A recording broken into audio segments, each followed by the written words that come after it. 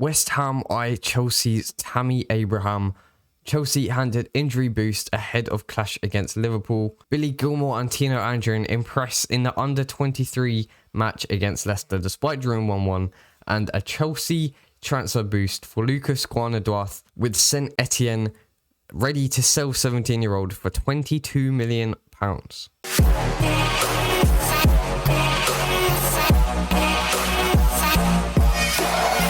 Yo guys, welcome back to another video. Today is another Chelsea News Today video where I find the best full stories on Chelsea FC. I make a video for you guys to watch. I do it every single day, pretty much. I've done it most days. Anyway, starting off with Tammy Abraham on West Ham United's striker shortlist. Now, back a few seasons ago, I think it was not last summer, but the summer before that, West Ham signed Sebastian Haller from Frankfurt after Frankfurt had a brilliant strike force between Rebic, Jovic and Haller.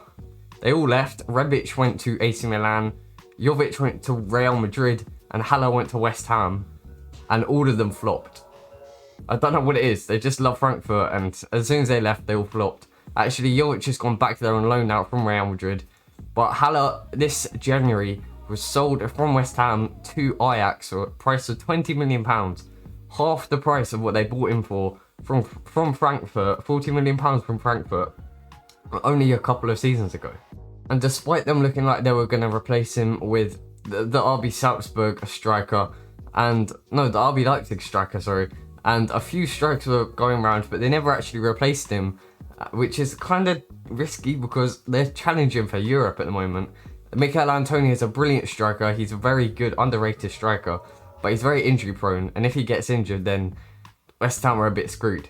And now it looks like after some contract fallouts between Tammy Abraham, he's stalling to renew his contract, which doesn't end until 2023, so we don't have nothing to worry about just yet. West Ham have reportedly stated their interest in the Chelsea 23-year-old striker, and I don't know if he'd play instead of Mikel Antonio, I don't know if he'd play alongside him, but at the moment, I don't think he'd get starting games. However, they do have a couple of other strikers in their shortlist in Ivan Toney and Eddie Nketiah, and I think Ivan Toney would be a great signing for any Premier League team, especially like the likes of Brighton and Fulham, who just can't finish their dinner, and then they just lose every game or draw every game. I still don't get how Brighton lost to West Brom the other day. However, Tammy Abraham I don't think will leave this summer. If he does, I think it'll only be a loan move because not many teams across the world could actually afford Tammy Abraham. But there is a destination I was thinking of, which could, it's just complete waffle, I just thought of it up myself. Borussia Dortmund. Now we've seen how good English players in Germany have like improved. Jadon Sancho, Musiala, who's actually German now. Damari Gray's gone over there. There's been a few others, but Jadon Sancho is the top of the bunch. He's the pick of the lot. He's been brilliant for Borussia Dortmund.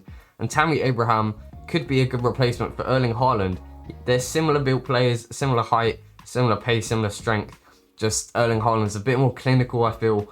But he could be a great replacement and go over to Borussia Dortmund to have a big impact personally. Maybe for only like a season loan, but that would be perfect. They're gaining £150 million. They get Tammy Abraham for a year and they don't even need to pay for him. So going on to the second story today, it's just an injury update ahead of the Liverpool game. Now Callum Hudson-Odoi was dragged off the other day against Manchester United at half-time. Reece James filling in for him, who I think did have a better half than Callum Hudson-Odoi did. He had an ice pack on his thigh, but he should be all good for the Liverpool game. Thiago Silva, we're still not 100% sure if he will return yet. He's obviously a big character at the back, but with Christensen's brilliant performances recently, maybe we don't need him. The Dane has been absolutely brilliant, commanding in the middle of the three recently, and I don't really know what Thiago Silva would do differently. Maybe we give Aspi a rest, put Christensen right centre back, and then Thiago Silva in the middle. I don't know. We're still not 100% sure yet. And every single other player should be back. Christian Pulisic made a trademark bench appearance against Manchester United. Looked very lively. I'd like to see him in that number 9/10 position a lot more. Maybe alongside another striker like Ollie or Tammy, or maybe even Kai Havertz. Now, Chelsea's academy in recent years have been absolutely brilliant, and Chelsea's under-23s drew against Leicester 1-1 last night, despite having a brilliant performance. And the likes of Billy Gilmour and Tino Andrew, two players who train with the first team, were dropped down to the development squad just to keep their fitness going. Especially Gilmour, he hasn't seen any game time under Thomas Tuchel, apart from a Barnsley FA Cup game, but nothing in the Premier League. He's not even making the matchday squads, not even on the bench. But these two linked up brilliantly for the Chelsea goal. A long switch from Billy Gilmour started it off, followed by a perfect touchdown from Tino Livramento to the path of Andrew, who fired it across for George McEachran to finish. Now, Livramento is another very promising player in the development squad that could force his way into the first team sooner rather than later, because he's a very rapid, brilliant right wing back, probably better as a right wing back than a right back. And what did Chelsea play in formation? With wing backs. I brought with that.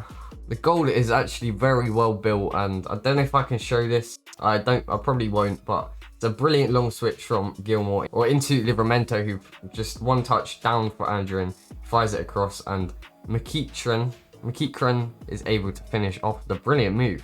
Like I said, I do think Tino Livramento could get into the Chelsea team sooner rather than later, with only Callum, Hudson, Odoi and Reece James are real right wing backs. If one got injured maybe, or got suspended, maybe Tuchel could bring up Livramento just to fill in the bench, and then maybe bring him on towards the end of the game just for some injection of pace. He's absolutely rapid as well. So today's video is going to be a little bit shorter than yesterday's one, the Mason Mount Conor Gallagher one. That was like 13 minutes in the end. But there's been a Chelsea transfer boost in Lucas Duarte. I'm not French, I don't speak French. But the Saint Etienne academy star is there. Saint Etienne are ready to sell the 17-year-old for a price of £22 million.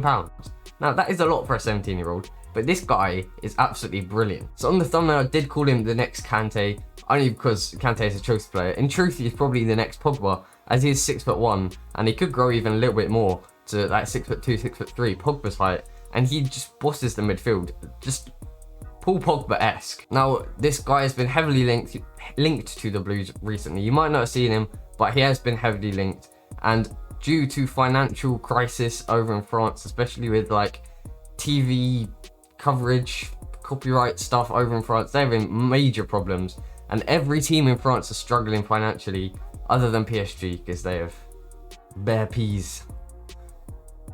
But Saint Etienne may be forced to sell their wonder kid, who has played 23 times in Ligue 1 this season and earning praise for his performance in a deep lying role. That's like in the middle of the three. That's what Chelsea are quite weak on, really. I think N'Golo Kante is always better in a 2. We don't actually play with a centre in the 3. It's kind of a centre half if you think about it. Thiago, Silva, Christensen in that, but they're a little bit deeper anyway. But Edouard is one of the hottest prospects in French football. William Saliba and Wesley Fofana, both ex Saint Etienne centre halves, both young, both have massive futures ahead of them, both with big moves to the Premier League for big dollar. William Saliba, let's just not mention him.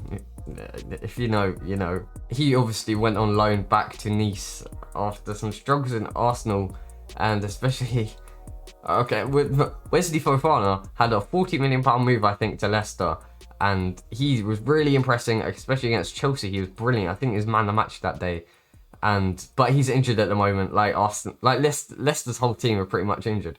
Harvey Barnes, James Maddison, Fofana, Izzy Perez, Jamie Vardy doesn't look right. There's just something wrong with it. He's not making the same penetrating runs that he normally does. But the Blues could face stiff opposition from AC Milan and RB Leipzig, both gunning for the central midfielder themselves, which is actually interesting because they were both interested in Mohamed Simakan, if you can remember, the young centre-half who eventually, I think, agreed to move to RB Leipzig as a replacement for Dayot Upamecano. And like I said, Saint Etienne will be open to selling their future wonder kid for a price of £22 million, which, like I said, it's a lot for a 17-year-old, but it could turn out to be worth it, especially if he becomes one of the best players, one of the best midfielders in the future. Now, that is all for today. Thank you very much for watching. Comment down below if you enjoyed. Like if you're new around here. Subscribe. Today is the day. we're on track to hit 5,000 subscribers today, which is crazy. Honestly, it means so much to me. So if you guys could subscribe, just hurry up that process. I think, actually, how far away are we now? We were like 30. Oh, we're 15 subs away. 25. My maths is bad. Anyway, subscribe if you're new around here. Get me to that 5k mark. Thank you very much for watching, and goodbye.